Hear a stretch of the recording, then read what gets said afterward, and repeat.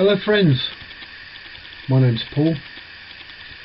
I've been wanting to make a video for a little while now about how to pay fines such as parking tickets, speeding fines, fixed penalty notices, DVLA, all that garbage that comes, you know. And a couple of weeks ago I had a letter from DVLA with a fine for £100. Dear. You see, my van had broken down and I need my van for work. It broke down anyway. So I took it off the road and I put it on my private land. I kept the tax on it, and immediately I bought a new van because I need a van for work. And I had the full intention of fixing my old van and getting it back on the road and selling it on.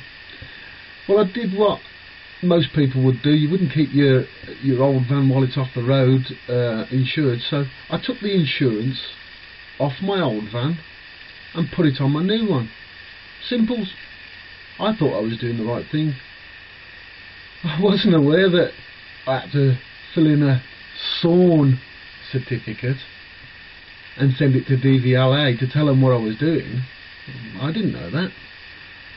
Anyway, they sent me this fine, and they told me basically that I had a certain amount of time to pay it in, and if I paid it in before a certain time it would be half the amount, and quite a few other rules. And if I disputed it, I was to fill in a form at the back giving all the details of my dispute, and they'd look at it and see whether they felt it in their heart to let me off. Anyway, well, let me show you the letter. I'll show you the letter. You can have a quick read through it and see what you think. Bear with me. Okay, this is the letter. As you can see at the top, it's got their little crest, pretty little picture, and it says Driver and Vehicle Licensing Agency, better known as DVLA. And as you can see, they've got my name there in all capital letters. This is known as Capita de Maximus. I've blocked my details out for obvious reasons, and it goes on to say failure to insure, and the registration number and the details of the vehicle. Dear Sir, Madam, our records show you are the registered keeper of this vehicle. The motor insurance database shows it was not insured on the 23rd of the 7th 13. This is an offence, and to avoid prosecution you must do the following: pay a penalty of £100 in full by the 31st of the 8th 13. If you pay by the 24th of the 8th 13, this will be reduced to £50. Very good of them. Insure your vehicle immediately and take it off the road. If you take your vehicle off the road, you must surrender the tax disc and make a statutory off-road notification, SORN, using a V14 form. You can get a V14 form from any vehicle taxing post office or online at blah. How to pay. See, they go straight to how to pay. This is what annoys me. Straight away, the only thing that they're interested is the money. Show me the money. And then it goes on to say what will happen if you do nothing. But the most important thing, and the thing I want you to realise, is it then says disputing the penalty.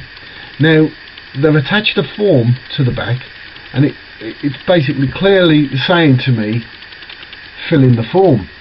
Now, I'm telling you now, never ever touch their paperwork. They're wanting you to do their paperwork for them, and if you touch it, you will be paying them £100 for the privilege of putting your name on it, because you will have entered a contract. Don't contract with these bastards.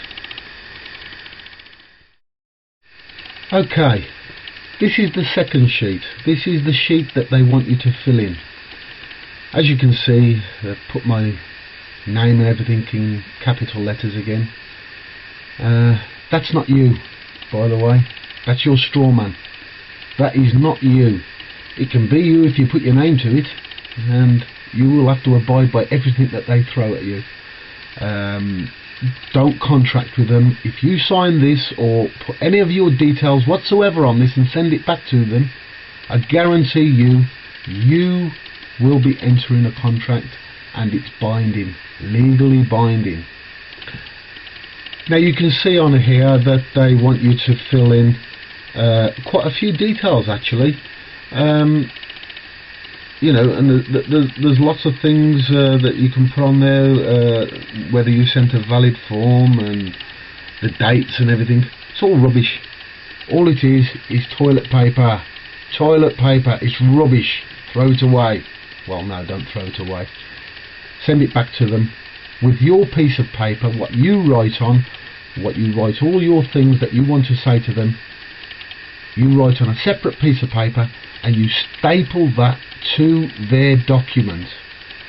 Put it in their envelope and send it back to them. Let's move on to the next part. Okay, this is my piece of A4 that I typed this letter up on, and all I did was stapled this to their documents, put them all in the envelope and sent it off back to them. And basically I put no details of mine whatsoever on this. Well, nothing that's going to hold me accountable to a contract anyway.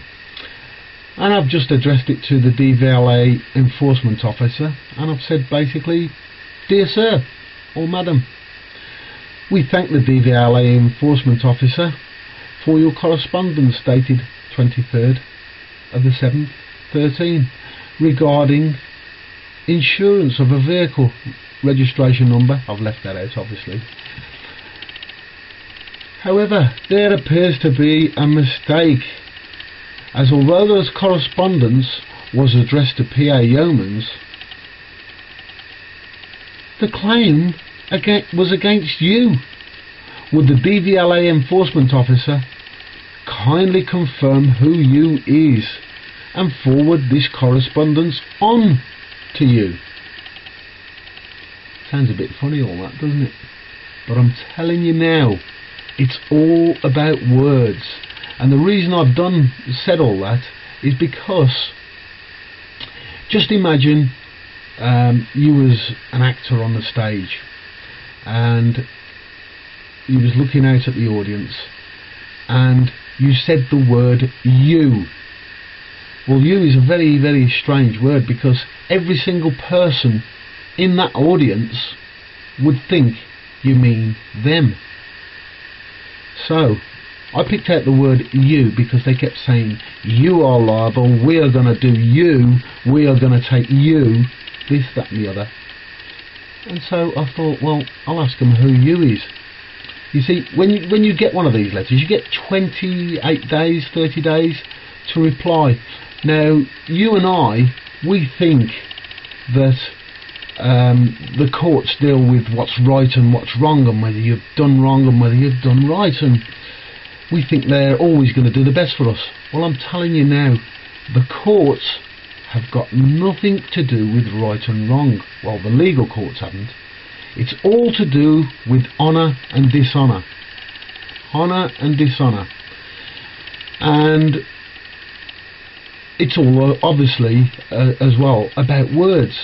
And you can, in that 30 days that you get, when the judge opens the case and he sets off, and the first thing he looks at is, what did you do in the 30 days that you've been waiting to come to court, or that they gave you to pay the fine?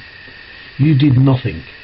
Therefore, you have broken the contract which you have signed. So I'm telling you now, don't sign any of their stuff. Do not sign it. Anyway, at the bottom you'll see, well, I've told them to have a nice day, and I've put on it refused for cause, and I've also put in per UCC and some numbers 1-308. Well, let me explain about UCC. UCC is Uniform Commercial Code.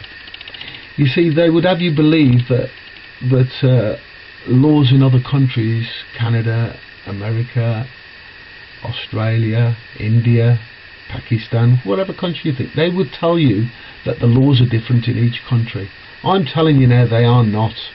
They are exactly the same under the legal law, and they have to be. That's why we can trade with India and China and whatnot, because our contract laws are identical. And if you sign one of their stuff, their pieces of paper, you are entering a contract. So I'm telling you, don't touch their stuff. Don't sign it at all. The number 1-308, this is reserving my rights under the Uniform Commercial Code. And your rights are basically that you haven't signed a contract. Show me a contract that I've signed. If they can't sign you a contract, that's it. The end. Now, there's also, this is also a fact, if a man does not know his rights, then he has no rights.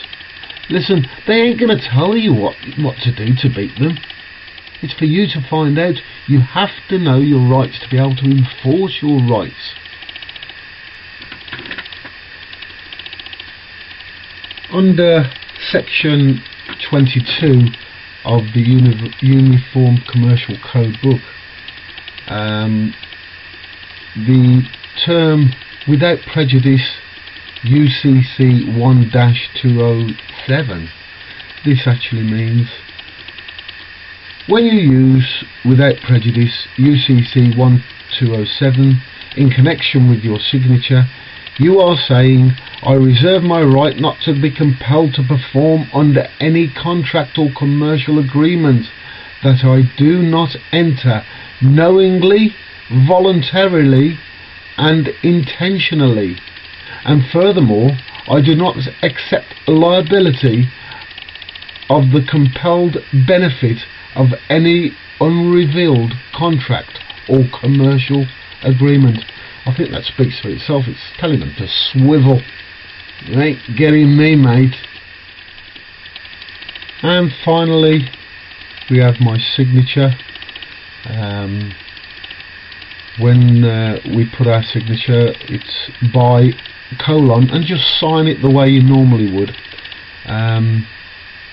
But underneath it, always put authorised representative's signature. This means that you are just a representative of the company name, your name, which they had put in capital letters because that makes it a company or a ship or a vessel. But it's not you, it's your Strawman. You really must check out Strawman. Go to YouTube, check out Strawman.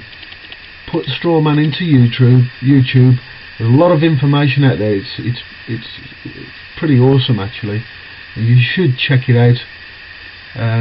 Once you know who you are, it's so enlightening. You know, it will change your life.